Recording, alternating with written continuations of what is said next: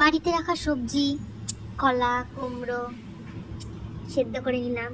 এবার পেঁয়াজ কুচি, আদা কুচি, রসুন বাটা, সামান্য লবণ দিয়ে দিলাম। তারপরে সেদ্ধ করা সবজিগুলোকে এবার ভালো করে ম্যাশারের মাধ্যমে কুটে নেব।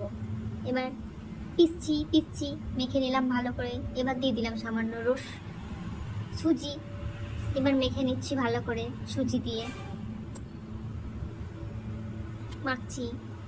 এবার তাওয়া চাপালাম, তাওয়া একটু দিয়ে দিলাম তেল সামান্য মতো। এবার ছোট ছোট বড়া করে দিয়ে দিলাম হালকা মতো।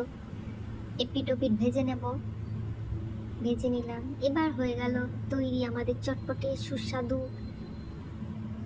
পেঁয়াজু বলবো না, সবজির পকোড়া। খেতে যেমন টেস্টি সেরকম সামান্য পরিমাণের হলেও একটু মুচমুচে হয়েছিল। ঝালটা বেশি দিইনি, ঝালটা হালকা পরিমাণে দিয়েছিলাম যেহেতু আমার মেয়ে খাবে।